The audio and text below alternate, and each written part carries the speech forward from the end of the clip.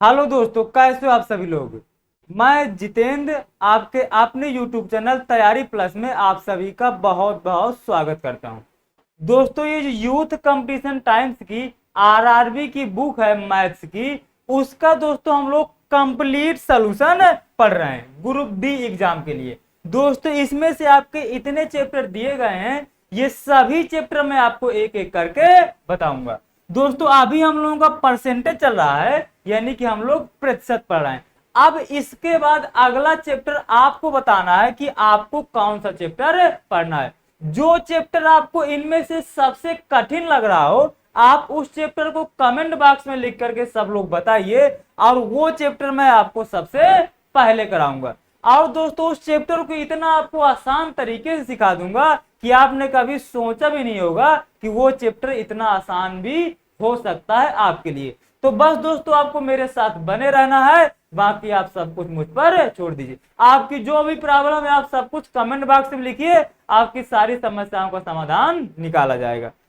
अब दोस्तों, इसमें से आपके जो परसेंटेज प्रतिशत के 10 टाइप के सवाल दिए गए हैं, जिसमें से टोटल आपके 129 क्वेश्चन दिए गए हैं। अब दोस्तों, इन 129 क्वेश्चन में से 64 ऐसे क्वेश्चन हैं जो आपके ग्रुप डी एग्जाम में आए हुए हैं। तो दोस्तों, हमें खाली ग्रुप डी के एग्जाम के क्वेश्चन से मतलब है, इसलिए आपके जितने ये ग्रुप डी के एग्जाम में 64 क्वेश्चन आए हुए हैं, हम लोग इन्हीं का संपूर्ण हल देखेंगे। बाकी जो आपके NTPC, paramedical, ALP stage, constable वांस्टेबल में आए हैं, उनको हम लोग अभी नहीं देखेंगे। तो आई होप आप मेरी यहां तक बात को समझ गए होंगे। आप दोस्तों, जो हम लोग इस सीरीज में सीखने वाले हैं, उसमें दोस्तों हम लोग जितने जो आपके 10 टाइप के क्वेश्चन दिए हैं, उन सभी के हम लोग कॉन्सेप्ट सीखेंगे। और दोस्तों, कॉन्सेप्ट्स के साथ साथ हम लोग प्रत्येक कॉन्सेप्ट की ट्रिक सीखेंगे। तो दोस्तों, आपको कॉन्सेप्ट भी सीखने को मिलेगा, साथ में ट्रिक्स भी। तो दोस्तों, आपको साथ में बने रहना है। दोस्तों, साथ ही साथ आपको प्रैक्टिस करने का बहुत बेहतरीन मौका है। आपको जितने भी टाइप के क्वेश्चन दिए गए हैं, आप इसमें देख पा रहे होंगे कि देखिए, जनसंख्या पर आधारित 6 क्वेश्चन है, परीक्षा तथा छात्रों पर 11 है, इसी तरह आय तथा व्यय पर 11 है। देखिए, सबके 8 8 9 9 5 5 6 6 क्वेश्चन हर टाइप के दिए हुए हैं। तो दोस्तों, आपको प्रैक्टिस करने को भी भरपूर मिलेगा। और दोस्तों, साथ में जो आपकी एक खास बात है ना, वो प्रीवियस ईयर पूरा कंप्लीट हो जाएगा आपका ग्रुप डी का। दोस्तों, क्या प्रीवियस ईयर जो है आपका, वो ग्रुप डी का पूरा पूरा कंप्लीट हो जाएगा। तो दोस्तों, आपको एक ही सीरीज में सब कुछ मिल रहा है। मैथ की कंप्लीट तैयारी हो रही है आपके ग्रुप डी एग्जाम की। कॉन्सेप्ट भी सीख रहे हो, ट्रिक्स भी सीख रहे हो, प्रैक्टिस भी कर रहे हो, और साथ में आप प्रीवियस ईयर भी कर रहे हो। तो दोस्तों, बस आपको मेरे साथ बने रहना है। मैं आपके ग्रुप डी एग्जाम के मैथ्स की बिल्कुल कंप्लीट तैयारी धुआंधार धांसू तरीके से कराने वाला हूं। तो दोस्तों, चलिए हम लोग आज का अपना पहला क्वेश्चन स्टार्ट करते हैं। और ये आपका आय तथा व्यय पर आधारित पहला क्वेश्चन है। इस क्वेश्चन को दोस्तों ध्यान से पढ़िए। अच्छा दोस्तों, यदि मैं क्वेश्चन कराने से पहले आपको कुछ बेसिक बातें बता दूं, तो हो सकता है आपके लिए काफी सारी चीजें आसान हो जाए। दोस्तों, एक तो जो आपका वेतन मिलता है, वो वेतन आपका 2 तरीके से मिलता है। या तो वो वार्षिक मिलेगा, और या तो वो आपका वो मासिक मिलेगा। ठीक दोस्तों, ये तो सभी को पता होगा। और वार्षिक का मतलब होता है कि वो उसके 1 साल का वेतन है, और 1 साल में आपके 12 मंथ होते हैं। तो ये तो आपकी बिल्कुल बेसिक सी जानकारी थी। अब आप क्वेश्चन पढ़िए। जो सोमनाथ है, अच्छा दोस्तों, एक चीज और आपको बता दूं, जैसे 1000 लिखा है, तो हम लोग 1000 को 1 के लिखते हैं। आई होप ये आपको पता होगा। नहीं पता तो आप 1 के को, यानी 1000 को हम लोग 1 के लिखते हैं। और दोस्तों, यानी कि यदि 3 जीरो लगे हैं किसी भी चीज में, तो आप उसको सीधा सीधा के लिख सकते हैं। यानी कि दोस्तों, यदि किसी भी चीज में 3 जीरो लिखे हैं, और यहां आगे जितना नंबर लिखा है, तो आप 3 जीरो की जगह के लिख दिया करेंगे। तो ये आपको, इसको भी आपको समझ के रखना है। अब दोस्तों देखिए सोमनाथ की जो वार्षिक आय है वो 24 लाख दी है। दोस्तों मैंने बताया था आपको ये जो 3 जीरो है इसकी जगह आपको के लिखना है, तो यहां पर हमने लिख दिया के, और ये आपका 2400 बच गया। यानी कि जो सोमनाथ की वार्षिक आय है वो 2400 के है। अब दोस्तों ये वार्षिक आय है, अब इसको यदि मुझे मासिक बनाना है, ये आपकी वार्षिक है और हम इसको मासिक बना लेते हैं। तो जब भी आपको वार्षिक आय को मासिक आय में बनाना होगा तो हमेशा और हमेशा आपको 12 से भाग देना होगा। तो आप इसको 12 से भाग दे दीजिए, तो 12 दुनाई 24, यानी कि दोस्तों जो आपकी मासिक आय आई वो आपकी आ गई 200 के। यहां तक आपको कोई भी समस्या नहीं होना चाहिए। और दोस्तों यदि आपको मासिक आय को वार्षिक आय में बनाना है तो आप मासिक आय में 12 का मल्टीप्लाई कराएंगे, क्योंकि एक महीने की यदि दी है तो आपको एक साल की निकालना यानी 12 महीने की निकालना है, तो इसमें 12 का मल्टीप्लाई कराना होता है। ठीक दोस्तों, समझ गए? बहुत बेहतरीन, बहुत ही गजब। अब देखिए प्रत्येक माह वो अपने वाहन के लिए 40,000 की ईएमआई का भुगतान करता है। दोस्तों यहां पर क्या लिखा है, ये 3 जीरो लिखे हैं, तो आप 3 जीरो की जगह क्या लिखेंगे, के लिखेंगे। और ये 40 बचा तो इसको 40 को 40 लिख दीजिए। दोस्तों हम लोग इसको इसलिए के लिख रहे हैं ताकि हम लोगों को लिखने में थोड़ा सा आसानी हो जाए और बोलने में भी आसानी हो जाए। तो इसको हमने क्या लिख लिया, 40 के। यानी कि एक महीने में 40 के ईएमआई भरती है और उसका जो वेतन है वो 200 के है। तो हमें उसका प्रतिशत बताना है कि 40 उसकी मासिक आय का कितने परसेंट ईएमआई में जाता है। तो दोस्तों मासिक आय है 40 के, 40 के वो ईएमआई में भरती है कितने में, 200 के में, क्योंकि उसका मासिक वेतन कितना है, 200 के। प्रतिशत में निकालना है तो एक बार इंटू में 100 कराना पड़ेगा। अब दोस्तों बस इसको आप सॉल्व कर लीजिए, बिल्कुल आसान सा क्वेश्चन है। ये के से के कैंसिल हो जाएगा, ये 2 जीरो से 2 जीरो कट जाएंगे, ये 2 से 40 कट जाएगा, तो यही आपका 20% आंसर आ जाएगा ए पार्ट। तो आई होप दोस्तों ये आपको बिल्कुल आसान तरीके से क्वेश्चन आपको समझ में आ गया होगा। चलिए बिल्कुल सेम टाइप का आपका ये अगला क्वेश्चन है, आप इस अगले क्वेश्चन को पढ़िए। देखिए दोस्तों इसमें आपको मैं कैलकुलेशन करने की बहुत सारी ट्रिक बताऊंगा, क्योंकि इनमें खाली यदि कैलकुलेशन करना आप आसानी से सीख गए तो इन क्वेश्चंस में दम कुछ भी नहीं होती। अब दोस्तों देखिए जो सीमा की वार्षिक आय है, अब देखिए आप इसको यदि ऐसे करेंगे तब तो थोड़ा सा कैलकुलेशन में हो सकता है आपका टाइम लगे। जैसे ये 1500 के दी गई है, आपकी जो वार्षिक आय सीमा की 1500 के दी गई है। अब दोस्तों इसको मासिक में बनाना है,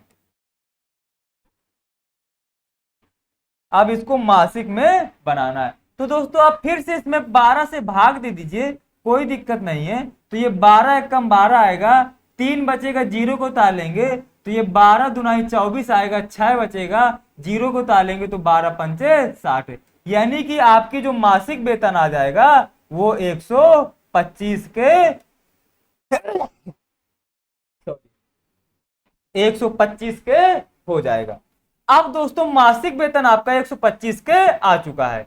अब दोस्तों क्वेश्चन आगे पढ़िए, वह हर महीने 30,000 की, यानी 30 लिखा हमने और ये 3 जीरो की जगह हमने के लिख दिया, इतने की वो ईएमआई भरती है। तो उसके मासिक वेतन का कितना प्रतिशत है, यानी कि जो 30 के है वो 125 के का कितना प्रतिशत है। तो 300 के लिखा और बटे में 125 के कर दिया, प्रतिशत में बताना है इसलिए इंटू में 100 करेंगे। इसको काट दिया तो 55 25 और 25 चौको 100, ये के से के कैंसिल हो जाएगा आपका, और ये 5 एकम 5 6 पंजे 30, तो ये दोस्तों कितना आ जाएगा, 6 चौको 24%, यही आपका ए पार्ट आंसर हो जाएगा। देखिए दोस्तों कितने आसान से क्वेश्चन है, बस आपको थोड़ा सा कैलकुलेशन में आप जितना कम टाइम यूज करेंगे आपका क्वेश्चन उतना ही आसानी से लग जाएगा।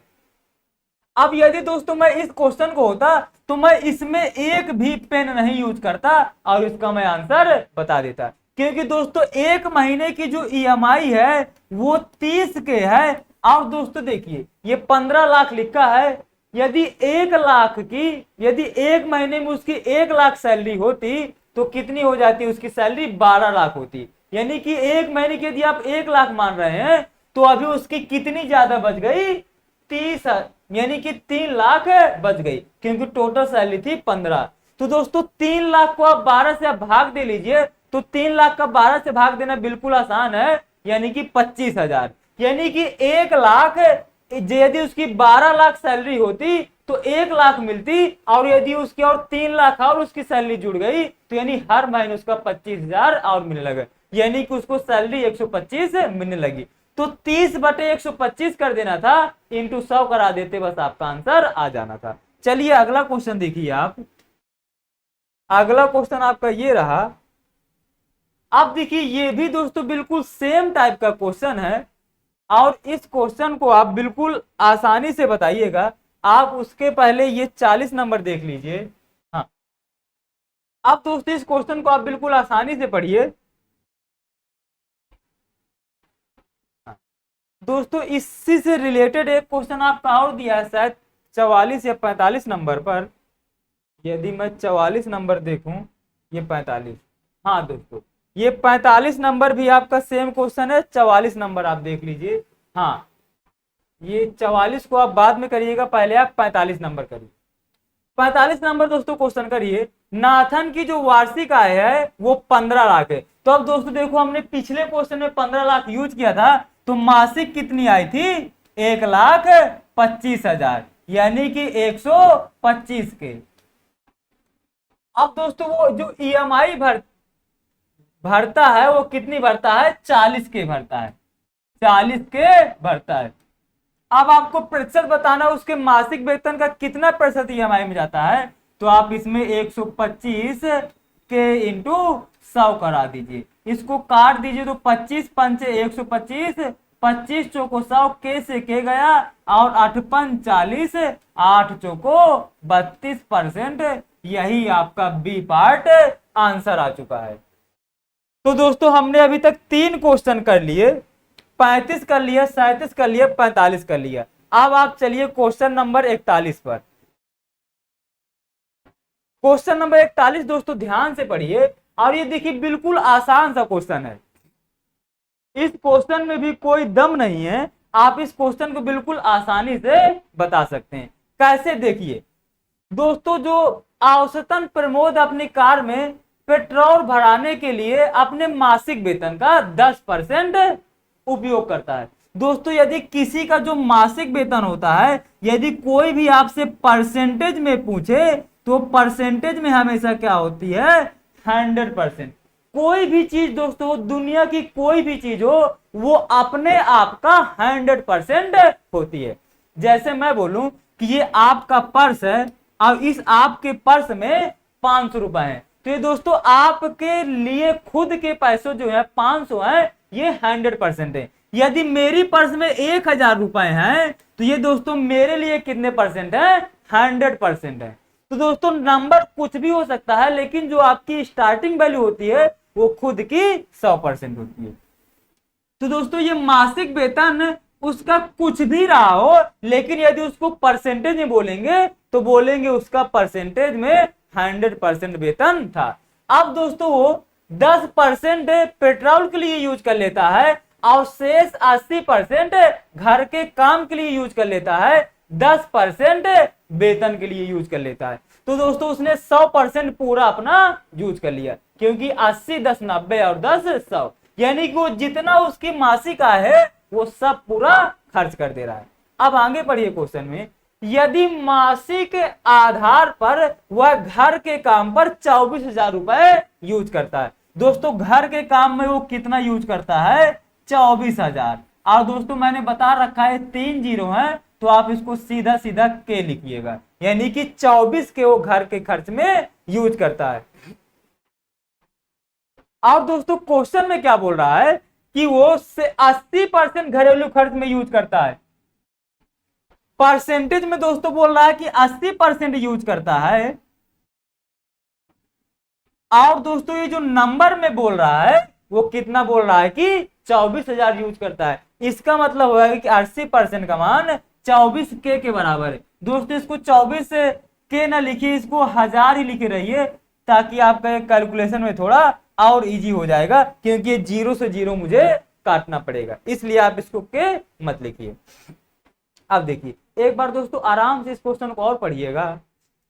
वो जो घर खर्च में 80% यूज करता है, लेकिन दोस्तों ये जो रुपए में बोल रहा है, कह रहा है वो घर के काम में 24,000 यूज करता है, यानी कि वो परसेंटेज में 80% यूज कर रहा है और रुपए में 24,000 यूज कर रहा है। तो इसका मतलब होगा कि 80% का मान आपका 24,000 के बराबर है। इतने यहां तक में आपको कोई भी दिक्कत नहीं होनी चाहिए। बहुत ही बेहतरीन, बहुत गजब, बहुत अच्छे दोस्तों। अब आप यहां से इसको हल करिए, तो ये 1 0 से 1 0 काटिए, और ये 8 1 का 8 है, 8 3 24, यानी कि दोस्तों आपका 1% का मान आ चुका है 300। अब दोस्तों यदि आपका 1% का मान 300 आ चुका है, आपको उसकी वार्षिक आय बतानी है, उसको आपको वार्षिक आय बतानी है। तो दोस्तों इसमें से आप 100 का मल्टीप्लाई कराइए। तो पहले हमने क्या माना दोस्तों कि उसकी मासिक आय कितनी है, 100%। दोस्तों कंफ्यूज नहीं होना बिल्कुल भी क्वेश्चन में। तो यहां से 1% का हमारा मान आ गया 300, 100% का निकालना है तो आप इसमें 100 का मल्टीप्लाई करा देंगे। तो ये दोस्तों कितना हो जाएगा, ये 1 2 3 4 0 हो जाएंगे। तो यानी कि इसको हम लोग 30, यानी कि ये आपका आ गया 30,000। यानी कि दोस्तों आपके एक महीने की जो वेतन आया वो 30,000 आया, एक महीने का वेतन 30,000 आया। अब दोस्तों आपसे क्या पूछा गया है, वार्षिक पूछा गया है, यानी कि आप इसमें एक महीने का 30,000 आया, तो 12 महीने का निकालने के लिए आप 12 का मल्टीप्लाई करा दीजिए।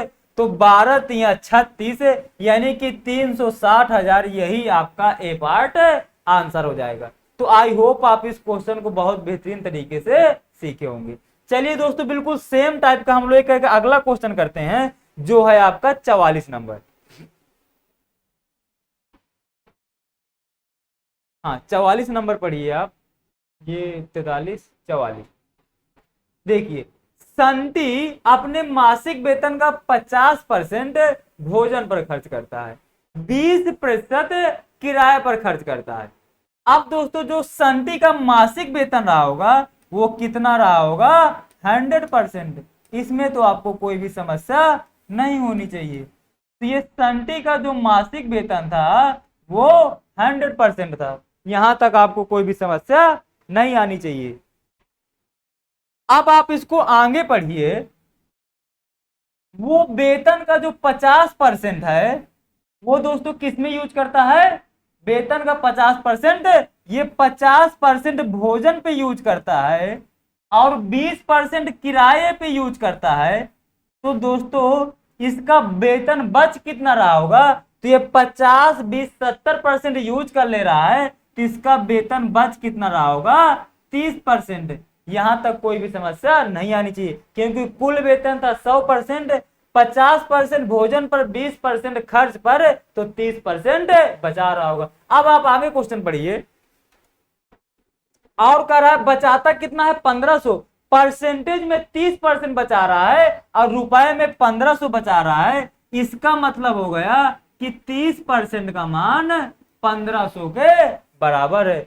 अब दोस्तों बस आप इस क्वेश्चन को हल कर लीजिए, बस आपका आंसर आ चुका है। तो ये 1 0 से 1 0 काट दीजिए, ये 3 से 15 को काट दीजिए, तो 3 5 15, यानी कि आपका यहां से 1% का मान आ चुका है 50। अब दोस्तों आपको मासिक वेतन बताना है, यानी कि आपको 100% का मान बताना है, और जैसे ही आपका 1% का मान आ जाता है और आपको जितने परसेंट का मान बताना होता है आप उसमें उतने का मल्टीप्लाई करा देते हैं। तो मुझे 100% का मान बताना है, इसलिए मैं यहाँ पर 100 का मल्टीप्लाई करा दूंगा। तो यही दोस्तों आपका 5000 आंसर हो जाएगा बी पार्ट। दोस्तों बहुत बेहतरीन तरीके से मैंने आपको इस क्वेश्चन को एक्सप्लेन किया है। आई होप दोस्तों आप इस क्वेश्चन को बिल्कुल बेहतरीन तरीके से सीखे होंगे। अब दोस्तों आप एक क्वेश्चन और करिए 40 नंबर, और देखिए उसको आप कैसे हल कर पाते हैं। इस 40 नंबर क्वेश्चन का दोस्तों 40 नंबर शायद मैंने करा दिया है आपको। 41 नंबर देखिए, 41 भी मैंने करा दिया आपको। और मैंने आपको कौन सा करा दिया, मैंने आपको 41 करा दिया, मैंने 45 करा दिया, 44 करा दिया, और दोस्तों मैंने 35 करा दिया, और दोस्तों मैंने अभी 37 भी आपको शायद करवा दिया है। हाँ, मैंने आपको 37 भी करा दिया है। तो दोस्तों आपके ये इतने क्वेश्चन मैंने आपको आज करा दिए हैं। अब दोस्तों बाकी मिलते हैं हम लोग अपने अगले नेक्स्ट वीडियो पर। बस आज के लिए इतना ही रखते हैं। तो दोस्तों यदि आपको वीडियो पसंद आया हो तो वीडियो को लाइक करिएगा, और यदि चैनल पर पहली बार आए हैं तो चैनल को सब्सक्राइब जरूर करिएगा। दोस्तों मैं आपके लिए ऐसी बेहतरीन वीडियो लाता रहूंगा। और दोस्तों मैंने आपके लिए एक सीरीज और स्टार्ट की है, यदि आप यूपीएसआई की तैयारी कर रहे हैं तो यूथ कंपटीशन टाइम्स की उसका भी संपूर्ण हल चल रहा है चैप्टर वाइज, तो आप वो वीडियो भी जाके जरूर देखिएगा। चलिए मिलते हैं अपने अगले वीडियो पर, तब तक के लिए जय हिंद।